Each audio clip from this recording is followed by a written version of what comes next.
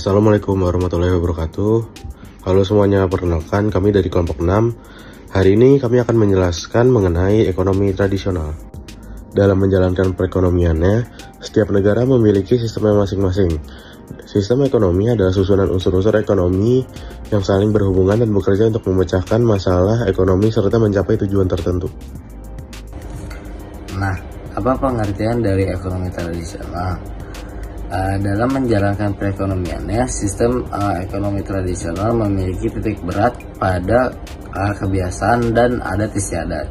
Dalam hal ini, tradisi masyarakat berperan besar dalam mengambil keputusan ekonomi, khususnya pada produksi dan distribusi.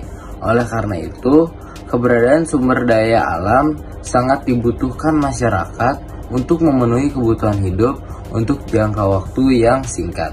Kemudian yaitu adalah ciri-ciri dari ekonomi tradisional. Yang pertama, belum ada pembagian kerja atau spesialisasi dalam kegiatan ekonomi. Yang kedua, menerapkan sistem barter dalam kegiatan perdagangan. Yang ketiga, jenis produksi ditentukan sesuai kebutuhan. Yang keempat, umumnya bertumbuh pada sektor agraris. Yang kelima, kegiatan ekonomi terikat pada adat istiadat. Yang keenam, alat produksi masih sederhana. Yang ketujuh, menjadikan kekayaan alam sebagai sumber penghidupan utama. Berikut beberapa kekurangan sistem ekonomi tradisional. Yang pertama adalah sulit diprediksinya kualitas dan kuantitas produksi karena hanya mengandalkan hasil alam. Dua, rendahnya efektivitas kerja dikarenakan tidak adanya struktur kerja yang jelas.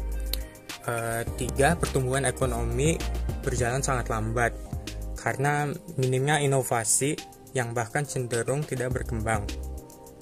Yang empat adalah pola pikir masyarakat tradisional yang kurang terbuka dengan perubahan.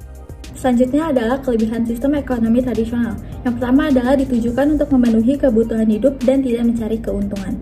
Yang kedua adalah sifat kekeluargaan yang masih sangat erat, jarang terjadi kecurangan atau persaingan tidak sehat. Rendahnya angka kesenjangan ekonomi karena meratanya pendapatan antar individu. Dan terakhir adalah pemerintah hanya menjadi pengawas dan tidak melakukan monopoli. Salah satu contoh perekonomian tradisional yang ada di Indonesia adalah suku Baduy. Masyarakat Baduy sebagian besar hidup dari produksi pertanian dalam skala kecil dan perburuan. Pertanian jenis ini hanya mengandalkan sawah sebagai tempat bercocok tanam dalam sistem pertanian lahan kering. Selama ini, keterampilan masyarakat Baduy terpusat pada sektor pertanian, berburu, dan mulai melakukan diversifikasi jenis tanaman perkebunan, buah-buahan, dan sayur-sayuran.